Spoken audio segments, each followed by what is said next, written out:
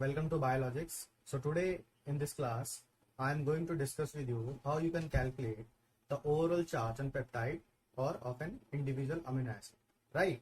So before going into the details of this class, you need to understand about the pK values and PI values. Okay, so if you want to learn what are pK values and PI values, I have already made one video on that topic. You can go in my description box where I have provided the link of my previous video, right? So let's start. So this is the structure of amino acid, and in my previous class I told you that what are pK values, right? So pK values are there are three pK values: pK1, pK2 and pKr, right? So what is pK1 value? pK1 value is that value at which at that pH this carboxylic acid group loses the proton, right, and become COO negative. That value is called pK1 value. Okay, so pK1 value is the pH at which the carboxylic acid group loses its proton, okay, and becomes deprotonated. This is deprotonated and this is protonated, right? So about deprotonated and protonated, you can go to my previous video. Okay, I have described in detail. And what is pK2 value? So pK2 value is the pH at which this amino group loses the proton, right, and becomes, so this is written as NH3 positive, and when it loses the proton it becomes NH2. So that value is known as pK2 value, right? The last is pKr value. Okay, so pKr value comes when we discuss about the amino acids in which there is extra carboxylic acid group or extra amino group. Okay, like lysine, arginine, histidine, aspartic acid, and glutamic acid. Okay, so in these three amino acids there is one extra NH3 positive group, extra amino group, and in these two amino acids there is one extra carboxylic acid group, right? So pKr value corresponds to the extra amino group and extra carboxylic acid group. Okay, so you already know that these three groups, carboxylic acid group, one hydrogen atom, and amino group, they are common in all 20 different amino acids. Okay, what worries? The R group. The R group is different for different amino acids. Like you know that there are 20 standard amino acids that are known as proteinogenic amino acid, right? So 20 amino acids means there are 20 different R group. Okay, but these three groups remains same in all 20 amino acids. Okay, so now one important thing I am going to tell you, that the pK1 value and pK2 value that belongs to this carboxylic acid and amino group of all 20 amino acids, you can see here in this chart that the pK1 value and pK2 value are different for all the 20 amino acids, but they are in the range of, like if I go for the carboxylic acid group, the pK1 value is in the range of 1.8 to 2.4, okay, and the range of pK2 value of amino group is in the range of 8.7 to 9.8. You can see in this chart, right? So now I'm going to tell you what are the values, okay, what are the concepts you need to understand and you need to remember when you calculate peptide charge. Okay, so you know that every amino acid has its pK value. Okay, so what is pK value? At which point a particular functional group, whether it can be carboxylic acid group, it can be amino group, okay, it can be carboxylic acid group, it can be amino group, okay, or it can be R group, okay, side chain. Okay, so what is pK value? pK value is that particular pH, particular point at which any of the functional group, okay, of amino acid loses its proton. Okay, so if the pH in which you have dissolved the amino acid or the peptide or the protein, the pH of the solution is lower than the pK value, right? Lower pH means acidic solution, right? Means there are lots and lots of H positive ions. Okay, there are lots of protons. It means if the pH of the solution in which you have dissolved your amino acids, your peptides or your proteins will be lower than the pK value of the amino acid, then that particular amino acid or peptide will be protonated. Okay, if the pH is less than pK value, right?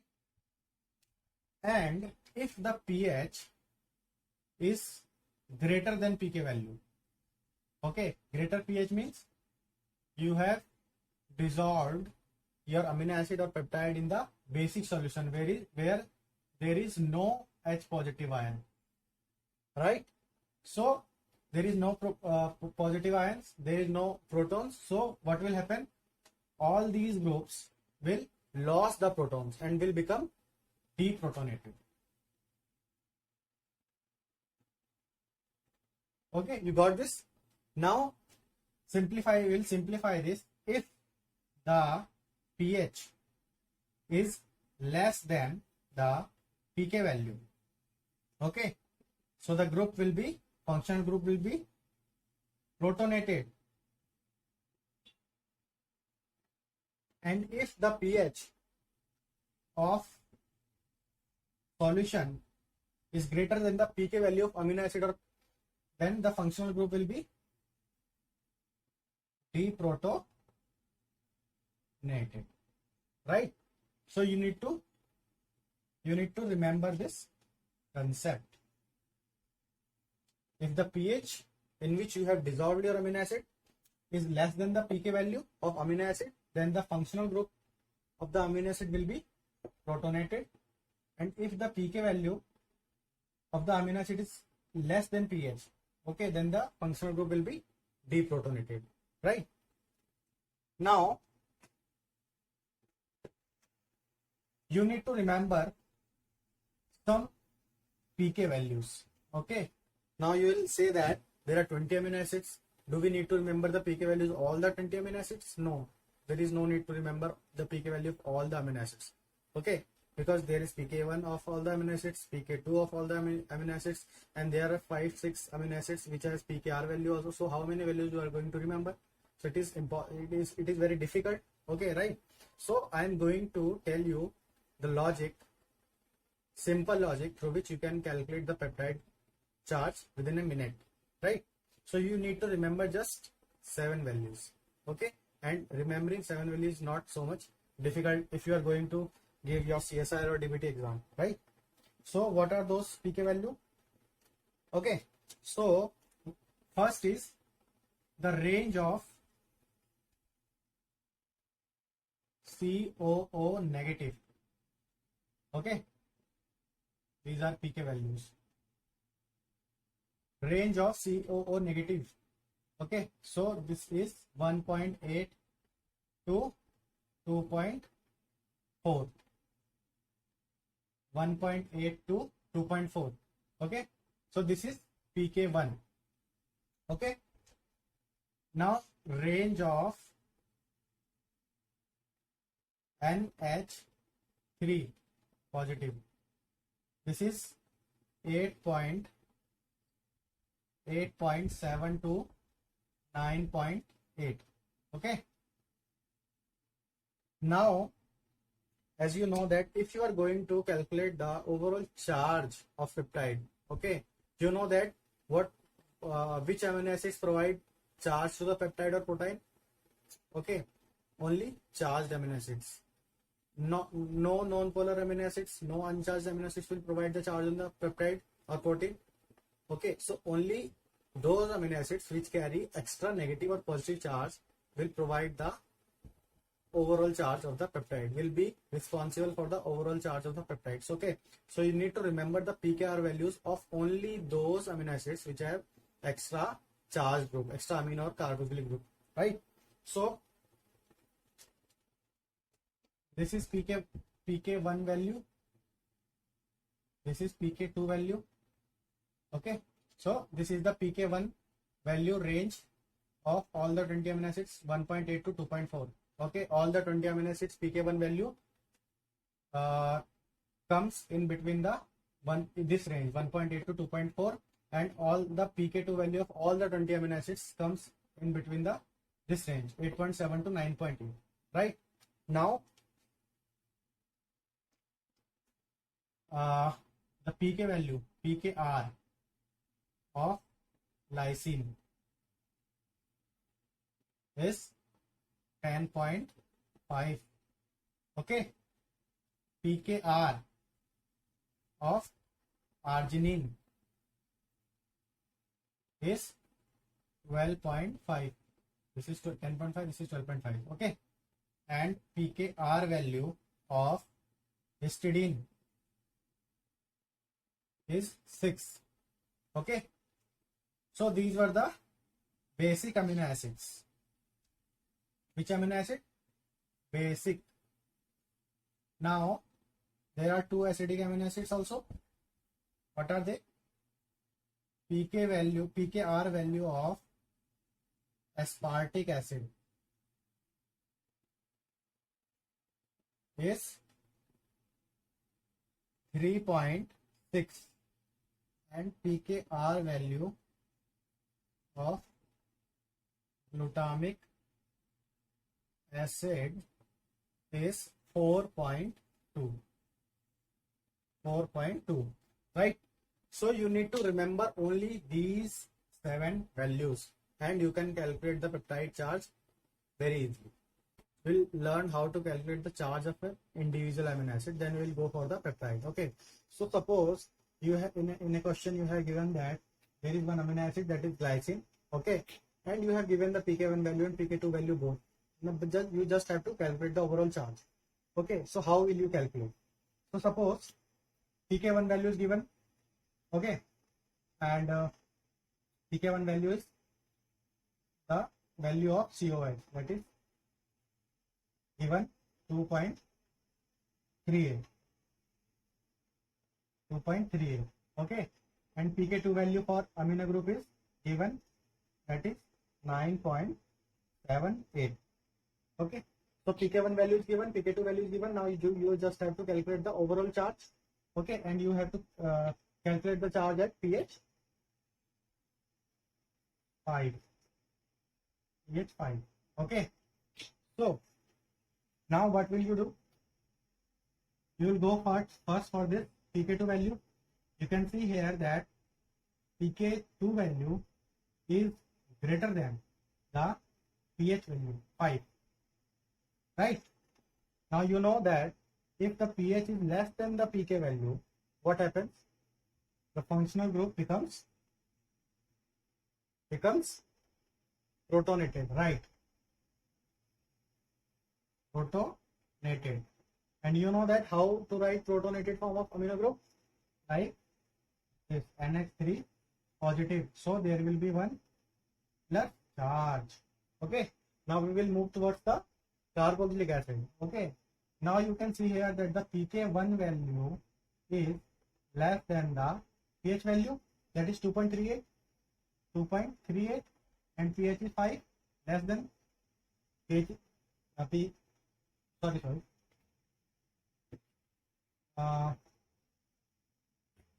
pH is pK is 2.38, that is less than the pH value, that is 5. okay, and you know that when the pH value is greater than the pK value, what happens? The functional group becomes deprotonated. right? So the deprotonated form of carboxylic acid written as COO negative. So there will be one minus charge. So what will be the total overall charge? Minus 1 charge. So plus 1 and minus 1 equals to 0. So there will be total charge equal to 0. So this is how we calculate the charge on the amino acid. Okay. Now we will move towards the calculation of charge on the peptide group. Suppose you have to calculate the overall charge on the peptide. Okay. And you have given a question that this is a peptide and you have dissolved this, you have to dissolve this peptide in a solution of pH 4. Right. So what will be the overall charge on the peptide? Okay. So when you are going to calculate the charge on peptide, you have to remember some important thing before you start calculating the charge. First is you will be given just a peptide. Okay. Now you need to put the amino terminal end here and C terminal end here, because you know that every peptide or protein starts with the N terminal group and ends with the C terminal group. Okay. They both groups are free at the terminal ends. Okay. So you must have to write these two terminal groups. Now second thing you have to do that you have you can mark those amino acids which are charged amino acid. Okay, positively charged or negative charged, because you have to consider only those amino acids while calculating the overall charge. So what are those amino acids? Let us see. This is not charged, that is tryptophan, you know. Glutamic E is glutamic acid, that is negatively charged amino acid, right?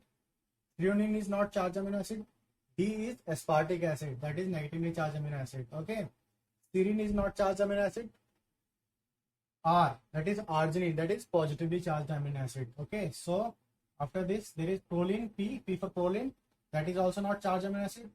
After proline there is D, that is aspartic acid, that is also negatively charged. T is not charged. Then again D, that is negatively charged, and histidine, that is positively charged amino acid. Now as you have marked those amino acids which are responsible for the charge on the peptide. Now third thing, now you know that what are the pK values of all these groups, all these amino acids and these side groups. Okay, so we start from here. Okay, so you know that the range of amino group is 8.7 to 9.8.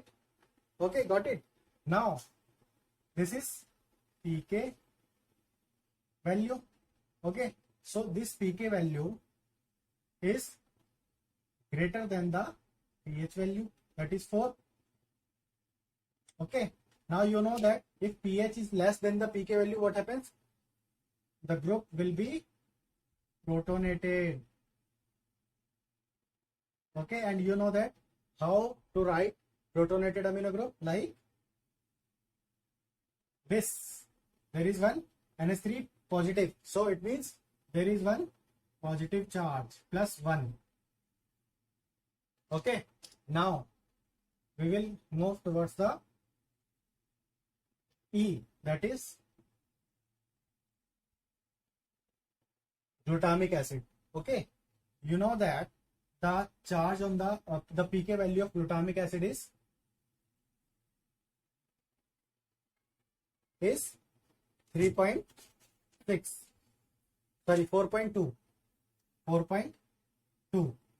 Okay, now you can see here that the pK value is greater than the pH value.